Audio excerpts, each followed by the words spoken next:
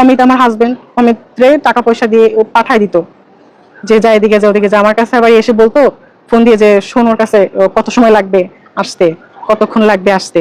আমার নাম সুমি হালদার, বাসা হচ্ছে বাগেরহাট চিতলমারি, জেলা বাগেরহাট, উপজেলা চিতলমারি।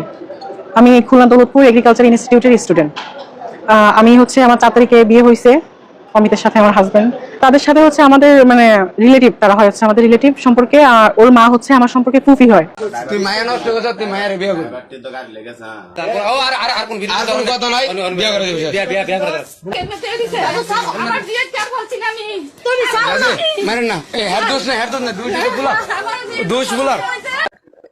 তুই যা তে তোর কইছে যে তার বউ আছে ওইসে আর ভাই মারা কেন? তাহলে বিয়ে করবি। আরে বুয়া বোনের সম্পর্ক না তো এমনি তিদের সাথে ও টাইম পাস রুমের মধ্যে সম্পর্ক না তো রুমের মধ্যে ঘুমানোর টাইম পাস।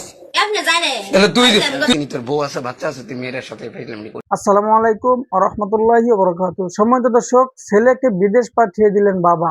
5 বছরের নামে সেই প্রবাস জীবন কাটাচ্ছে বিদেশের মাটিতে।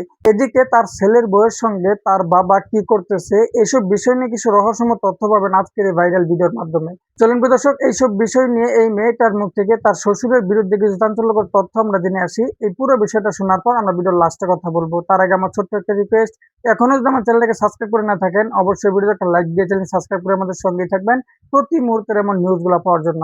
চলুন দর্শক, না টেনে শেষ পর্যন্ত আজকের এই ভাইরাল নিউজটা আমরা দেখে আসি।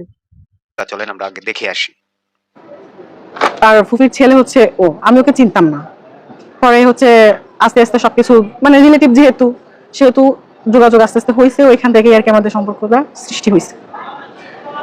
তারপরে যে হচ্ছে আমি গ্যাপ দিয়ে আমার এক্সাম গ্যাপ দিয়ে পড়ালেখা গ্যাপ দিয়ে আমি চলে আসছি ঢাকাতে ওর কাছে। 4 তারিখে বিয়ে করছি। 4 তারিখে বিয়ে করার পরে হচ্ছে প্রথমে কেউ মেনে নেয়নি, ও বাসায় গেছিলাম, আম্মু জায়গা দেয়নি, চলে আসছি। তারপরে হচ্ছে আমরা কিছুদিন যাবত বাহিরে ছিলাম, অনেক কষ্টে ছিলাম। তারপরে হচ্ছে মেয়েদের কাছে ওর আব্বু মোহাম্মদ হাবিবুর রহমান ফোন দিয়েছিলেন যে বাবা তুই আয় এখানে, এইভাবে বলছে। পরে আমরা গেছি।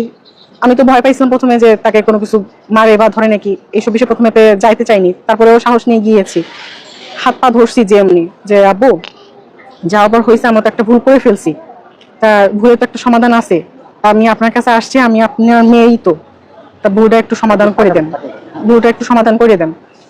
প্রথমে অনেক মানে 1 দিন 2 দিন একটু খারাপ গেছে, কথা বলতো না। তারপর থেকে রেগুলার আর কি কথা বলে আমার সাথে আমার শ্বশুর। কিছুদিন যাওয়ার পরে হচ্ছে আমাকে আমার শ্বশুর, ও বাসায় ছিল না, অমিত বাসায় ছিল না, আমার হাজবেন্ড তখন হচ্ছে ওনার চেম্বার হচ্ছে গিয়ে সেগুনবাগিচায়, সেখানে ওনার কাছেই থাকতাম, মানে ওনার ফ্ল্যাটে আর কি, চেম্বারে। আমার স্বামী যখন বাহিরে গেছে আর চেম্বারে কেউ ছিল না, তখন আমি রান্নাঘরে ছিলাম, কাজ করতেছিলাম। তখন রান্নাঘরে এসে বলতেছে আমাকে, মানে শ্বশুর যেহেতু, আমি তাকে যথেষ্ট আমার নিজের বাবার মতন সম্মান করি, সম্মান দিয়েই কথা বলি সবসময়, যেহেতু আমার বাবাই তো।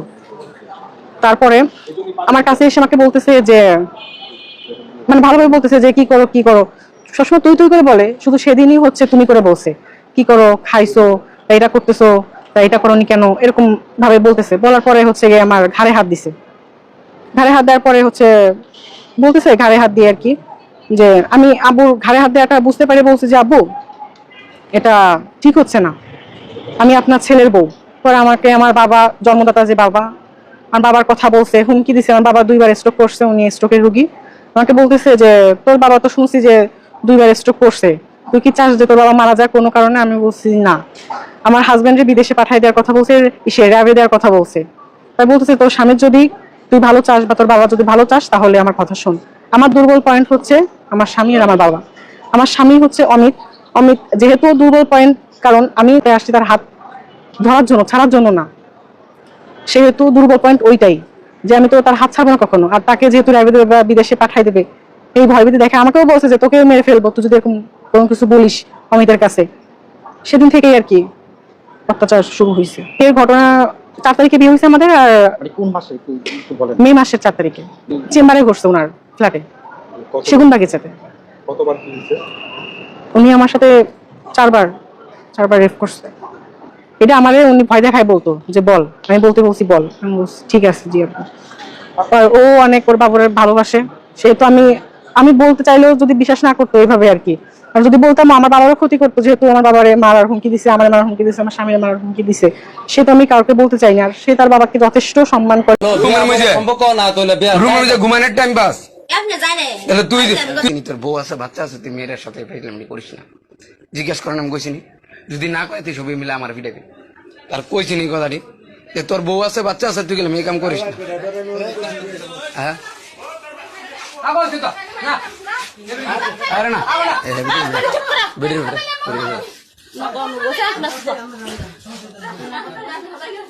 তার যে বউ আছে তোর কইছিনি, তার যে বউ আছে তোর কইছিনি, তার যে বউ আছে তোর কইছিনি,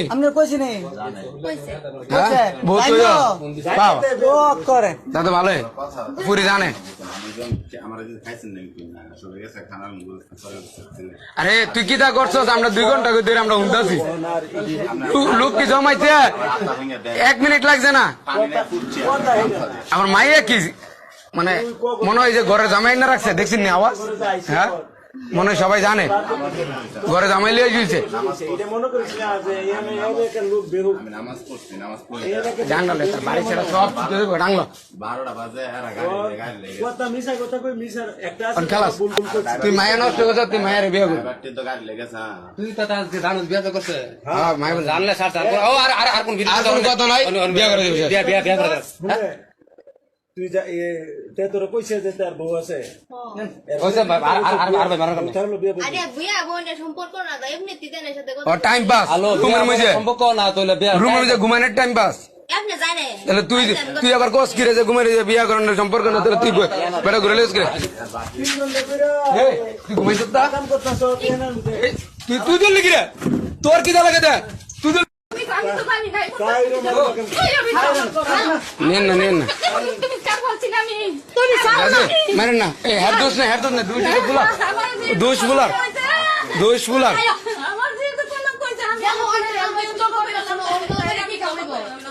কে জব দিয়ে যাইব এই মেয়ের লগে। ভাই এই কাম যে করছে মেয়ের তোর দোষ না।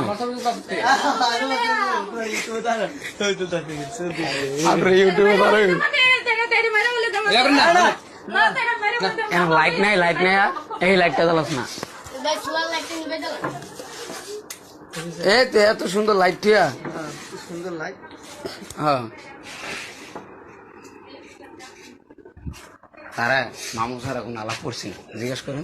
আর আমি কয়েকটা ঘটনা করছে, প্রত্যেকটা ঘটনার ভিত্তিতে আমি ইয়া দিয়েছি, আলি দূরে কইছি তার 10টা ড্রাইভার হোক আমি কইছি।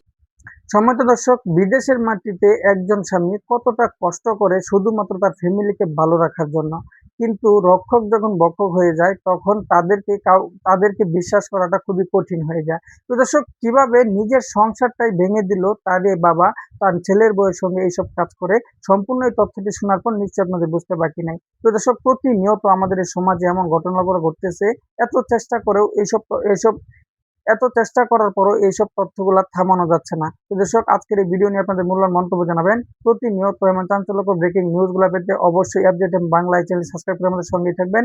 ভিডিওটি বেশি বেশি শেয়ার করে মানুষকে ছড়িয়ে দিবেন। আজকে এই পর্যন্তই, পরবর্তী ভিডিও আমন্ত্রণ। আসসালামু আলাইকুম।